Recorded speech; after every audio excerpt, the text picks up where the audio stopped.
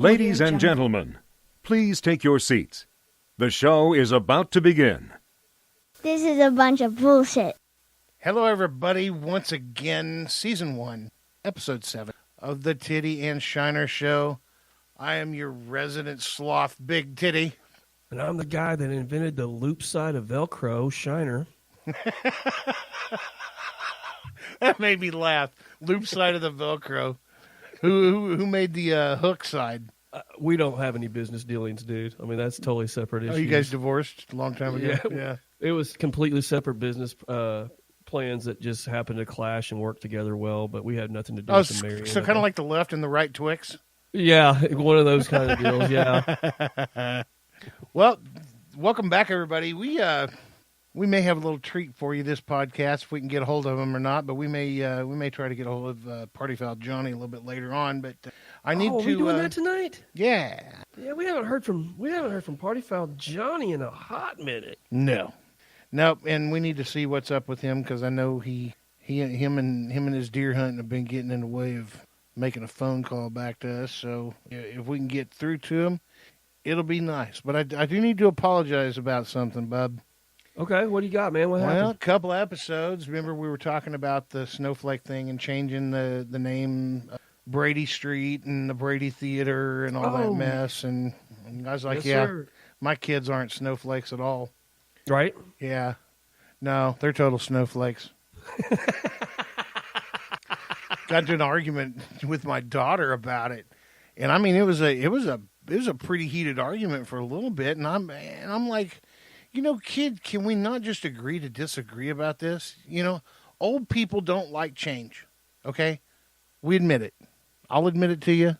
Shiner will admit it to you. Old people don't like change, you know, and so you're trying to go by the feelers of others, and we don't want to hurt anybody's feelings, so we're going to change the name. You know, it still happened, you know, and most of you never knew the shit that this guy did until you found out from somebody else and turned it into a big movement. Thank you very much. Pissing me off. And they're calling it the Tulsa Theater. Okay, if you're going to change the name of something, at least make it something cool. Can we make it a little bit more original than the Tulsa Theater? Yeah. I think they said that, didn't they? Haven't they said at one time that was the name of? I don't know, which I don't believe. Yeah, I don't know what the name of it was before the Brady Theater, but it's always going to be the Brady Theater for me. And, you know, to all you snowflakes out there, fuck you. It's going to be the Brady Theater. It's going to be the Brady District. Well, and every time I get a chance, I'm going to bring Tape Brady up every fucking time I can. I want to know how that affected you, because you said with a lot of authority how your children were not snowflakes.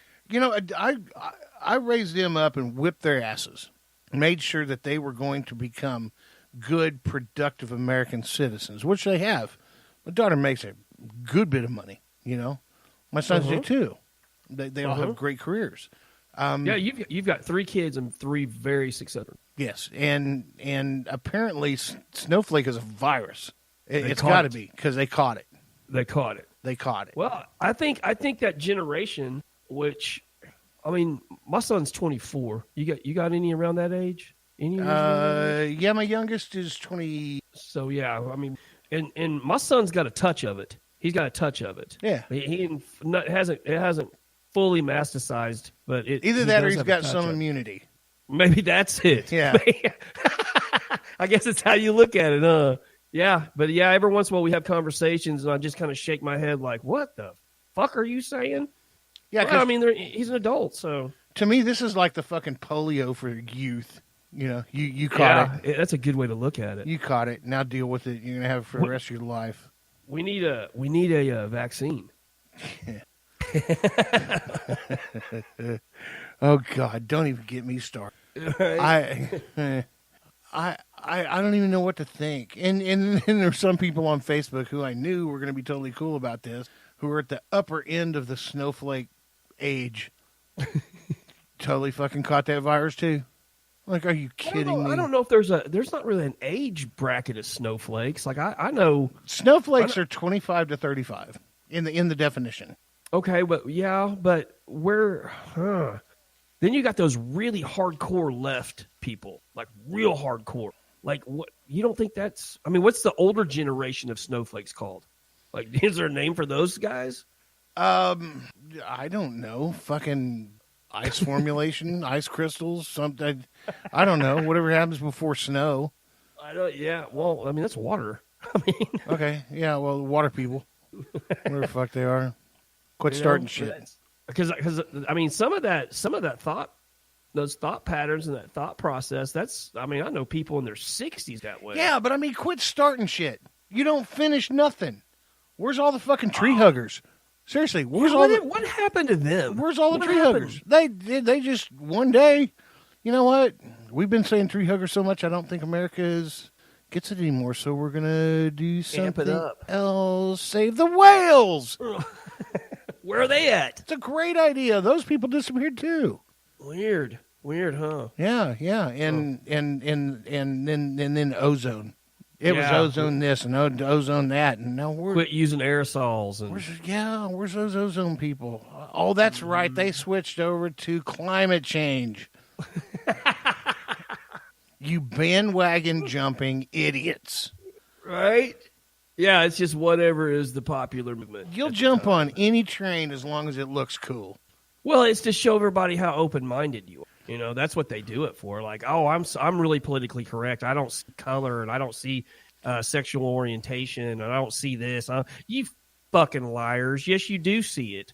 And nobody's making a big deal out of any of that shit except for your snowflake ass. Yeah, and good luck with yourselves being a train.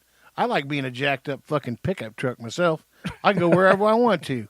You have to go down a fucking track that's laid out for you. So who really wins? Who's winning this? Right? Not you. Not you snowflakes. You may think that's you just are. My opinion, though. But the sun's going to come out and melt you.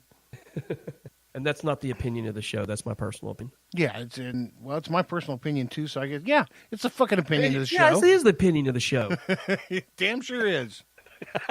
Jesus. Everybody needs weed. Speaking of weed, dude. Yeah. Medicinal marijuana in Oklahoma, man, that's really coming around. Well, I mean, I haven't. You know what? I got so frustrated with it after we passed it. Like, we passed it, and I thought it was going to be a really great thing, and then they started messing with it right out of the gate. And I was like, finally I got to the point I got so frustrated, I was like, I'm not even keeping up with it. So whatever info you got on this is probably going to be news to me. Yeah, well, I mean, we're starting to have edibles out there, and there's many different strains of weed that's starting to show up. Now, granted, the demand is way bigger than the supply right now, but that will catch up with it, and then prices will start going down. But we also need, the bigger growing operations to really come online. There's one fairly close to Tulsa, 20,000 square feet, should be up by January 1st, and this is an all indoor. And some of his stuff's going to be hydroponic, and others are going to be standard dirt planted plants. But man, there's really a fucking science to this. I mean, a big time science. Oh yeah. And kind of feel like I got left behind because I wish I'd had some money in my pocket. If I'd have known this was coming 5 years ago, I'd have saved some money.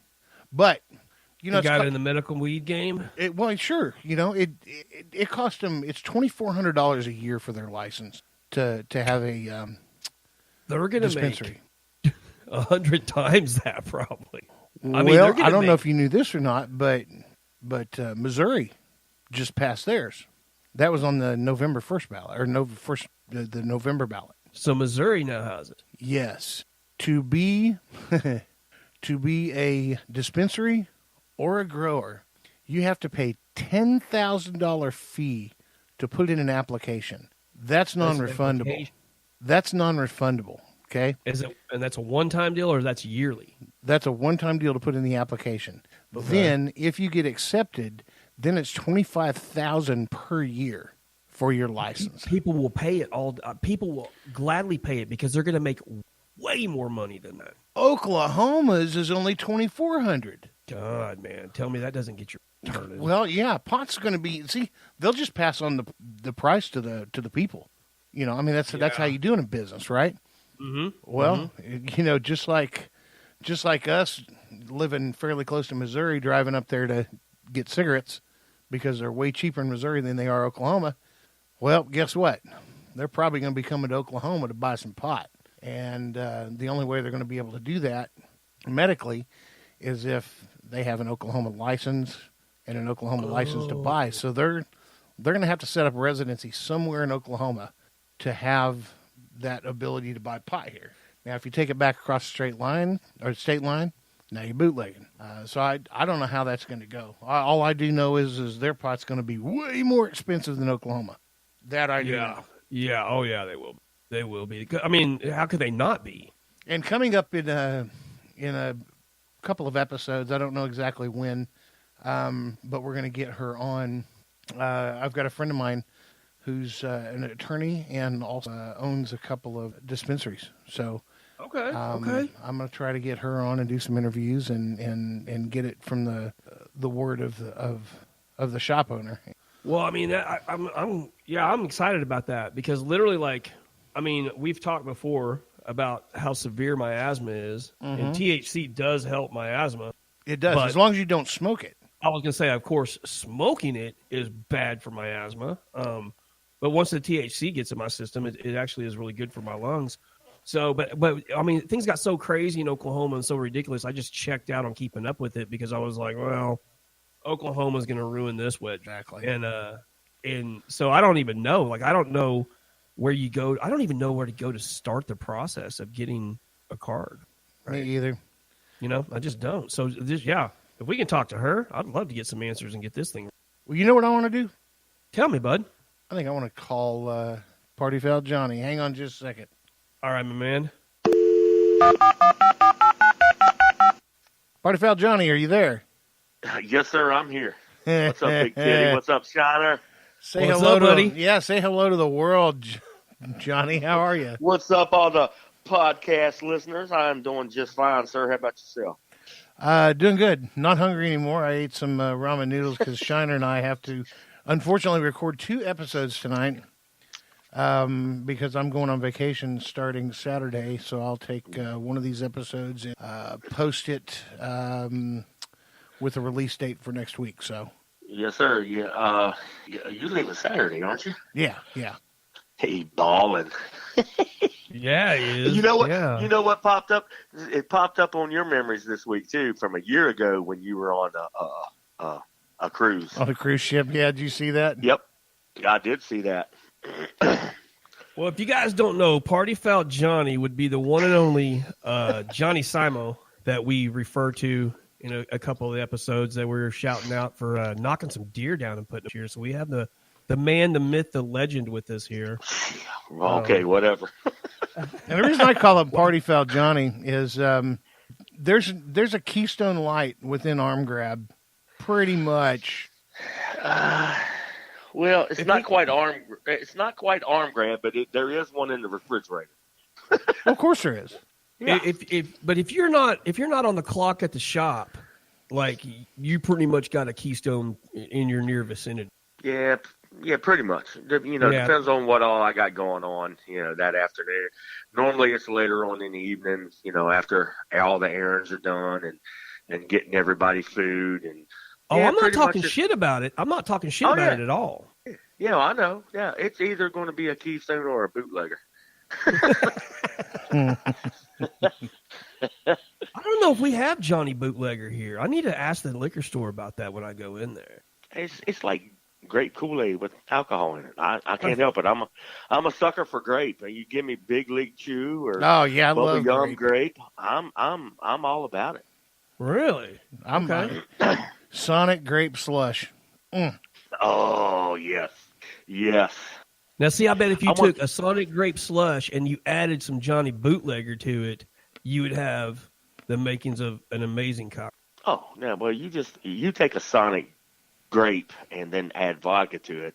We've had a party here at our house before, and we have driven 20 minutes away just to get Sonic slushies and bring them home. Yeah, that's what you call a Johnny Booty Lover. Okay, so we were just getting ready to talk about, Johnny, when you get a deer, get it home, get it skin out, and you start to process that deer, does that tenderloin ever see the cold air of the refrigerator? One of them does not.